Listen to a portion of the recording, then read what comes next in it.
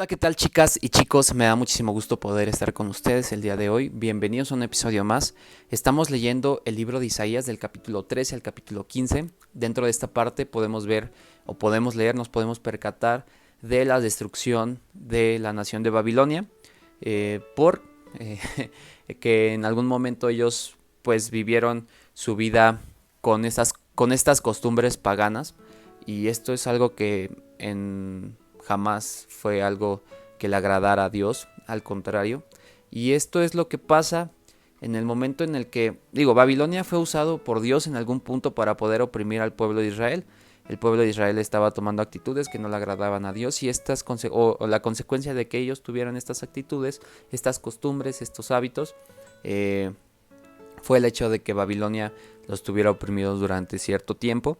Pero esto no quita que Babilonia seguía acostumbrando, seguía teniendo estos hábitos paganos, y esto es algo que al Señor no le agradaba en su totalidad. De hecho, nunca le agradó y nunca le va a agradar nada, o sea, nada de lo que Babilonia hacía era algo que no era nada agradable a los ojos de Dios. Entonces, en esta parte, esta es la consecuencia de llevar una vida pagana durante mucho tiempo. Se interpreta de diferentes maneras en ciertos versículos.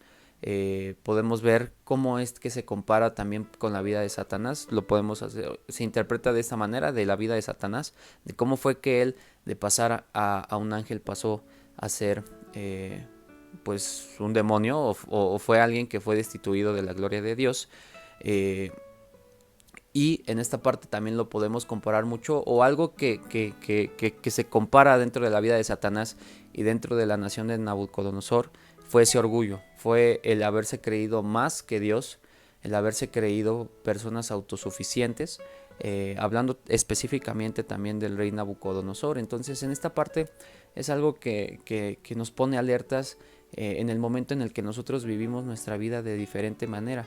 Cuando nosotros recibimos a Cristo Jesús, empezamos a tener esa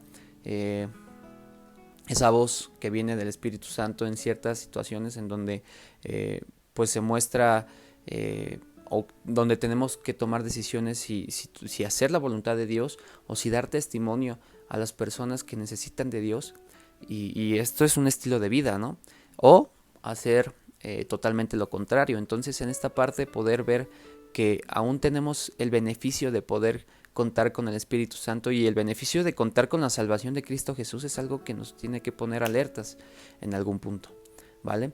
Entonces, no solamente se profetiza la destrucción de Babilonia, sino también de los moabitas. Y los moabitas también era una nación que estaba en constante lucha con el pueblo de Israel. Lo vemos con el rey Saúl y con el rey David. Entonces, en esta parte también existe una destrucción para los moabitas. Los moabitas salieron o se hizo esta nación por medio de una relación incestuosa, y esto obviamente pues no es un gran inicio, ¿vale? Entonces, en esta parte podemos ver también la manera en la que el Señor profetiza su destrucción, y es algo que no se puede evitar en algún punto. Entonces, la chamba de Isaías no es algo que se tome a la ligera, es algo que tiene consecuencias graves, y es algo que también en algún punto nosotros tenemos esa carga de Isaías. Nosotros estamos viviendo en un mundo en donde las costumbres paganas están siendo cada vez más normales, y no estoy hablando de nosotros pararnos en algún foro y decirles que va a haber una destrucción, ¿no? Que a final de cuentas es algo que el pecado es la consecuencia del pecado, esa destrucción, esa muerte. Pero el hecho de que nosotros sepamos esto es la excusa perfecta para poder compartir aún más del amor de Dios, ¿vale?